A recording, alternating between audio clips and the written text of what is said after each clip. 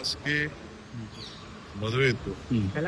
Friend Poona friend Vilasrao Deshmukh ಶಿಷ್ಯ ಅಂತ ಬಂದಿದ್ದೆ. ಇವತ್ತು ಅಸ್ಸಾಂ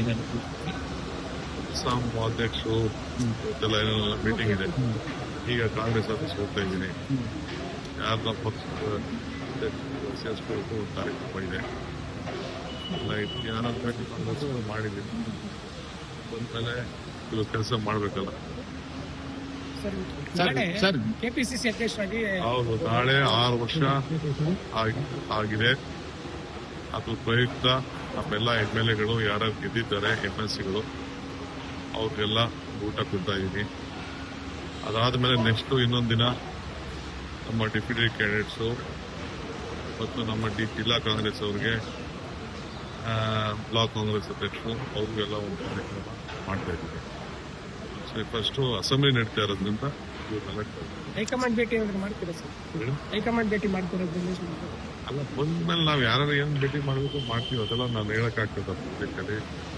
ನೀವ್ ಹೇಳ್ತೀರಾ DK ಹೋಗಿದ್ರು, ಅಪಾಯಿಂಟ್ಮೆಂಟ್ ಕೊಟ್ಟಿಲ್ಲ, ಕಾಯ್ಕೊಂಡು ಕೂತಿದ್ದಾರೆ ಅಂತ.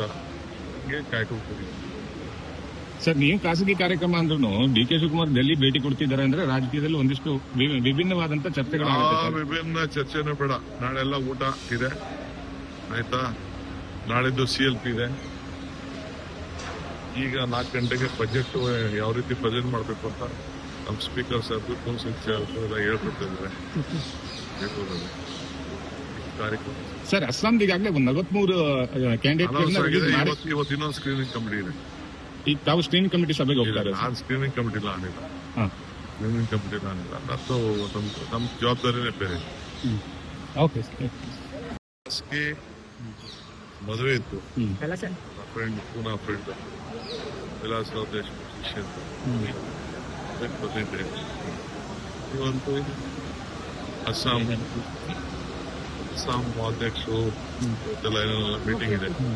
ಈಗ ಕಾಂಗ್ರೆಸ್ ಆಫೀಸ್ ಹೋಗ್ತಾ ಇದ್ದೀನಿ. ಯಾರನ್ನ ಪಕ್ಷದ ಸೇರಿಸ್ಬೇಕು ಕಾರ್ಯಕ್ರಮ ಇದೆ. ಯಾರು ಕಾಂಗ್ರೆಸ್ ಮಾಡಿದ್ದೀನಿ. ಬಂದ್ಮೇಲೆ ಇವಾಗ ಕೆಲಸ ಮಾಡ್ಬೇಕಲ್ಲ. ಕೆಪಿಸಿಸಿ ಅಧ್ಯಕ್ಷರಾಗಿ ಹೌದು, ನಾಳೆ 6 ವರ್ಷ ಆಗಿದೆ. ಅದ್ರ ಪ್ರಯುಕ್ತ ನಮ್ಮೆಲ್ಲ MLAಗಳು ಯಾರ್ಯಾರು ಗೆದ್ದಿದ್ದಾರೆ, MLCಗಳು ಅವ್ರಿಗೆಲ್ಲ ಊಟ ಕೊಡ್ತಾ ಇದ್ದೀನಿ.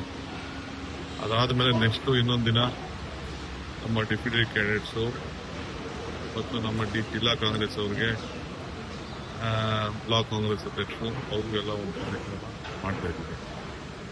ಫಸ್ಟ್ ಅಸೆಂಬ್ಲಿ ನಡೀತಾ ಇರೋದ್ರಿಂದ ಹೈಕಮಾಂಡ್ ಭೇಟಿ ಮಾಡ್ತೀರಾ ಸರ್?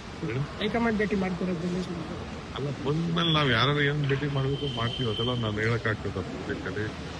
ನೀವ್ ಹೇಳ್ತೀರಾ DK ಹೋಗಿದ್ರು, ಅಪಾಯಿಂಟ್ಮೆಂಟ್ ಕೊಟ್ಟಿಲ್ಲ, ಕಾಯ್ಕೊಂಡು ಕೂತಿದ್ದಾರೆ ಅಂತ.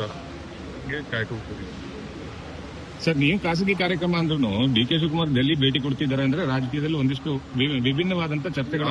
ವಿಭಿನ್ನ ಚರ್ಚೆನೂ ಬೇಡ. ನಾಳೆಲ್ಲ ಊಟ ಇದೆ, ಆಯ್ತಾ? ನಾಳಿದ್ದು CLP ಇದೆ. ಈಗ 4 ಗಂಟೆಗೆ ಬಜೆಟ್ ಯಾವ ರೀತಿ ಪ್ರೆಸೆಂಟ್ ಮಾಡಬೇಕು ಅಂತ ನಮ್ಮ ಸ್ಪೀಕರ್ ಸರ್, ಕೌನ್ಸಿಲ್ ಚೇರ್ ಎಲ್ಲ ಹೇಳ್ಕೊಡ್ತಾ ಇದ್ದಾರೆ ಕಾರ್ಯಕ್ರಮ. ಸರ್, ಅಸ್ಸಾಂಗೆ ಈಗಾಗಲೇ 43 ಕ್ಯಾಂಡಿಡೇಟ್ ಇವತ್ತು ಇನ್ನೊಂದು ಸ್ಕ್ರೀನಿಂಗ್ ಕಮಿಟಿ ಇದೆ. ಈಗ ತಾವು ಸ್ಕ್ರೀನಿಂಗ್ ಕಮಿಟಿ ಸಭೆಗೆ ಹೋಗ್ತಾರೆ? ನಾನು ಸ್ಕ್ರೀನಿಂಗ್ ಕಮಿಟಿ ಆನಿಲ್ಲ. ಸ್ಕ್ರೀನಿಂಗ್ ಕಮಿಟಿ ಆನಿಲ್ಲ. ಅದು ನಮ್ಮ ಜವಾಬ್ದಾರಿನೇ ಬೇರೆ. ಹೆಚ್ಚಿನ ವಿಡಿಯೋಗಳಿಗೆ ಪ್ರತಿಧ್ವನಿ ಯೂಟ್ಯೂಬ್ ಚಾನೆಲ್ ಸಬ್ಸ್ಕ್ರೈಬ್ ಮಾಡಿ, ಬೆಲ್ ಐಕಾನ್ ಕ್ಲಿಕ್ ಮಾಡಿ.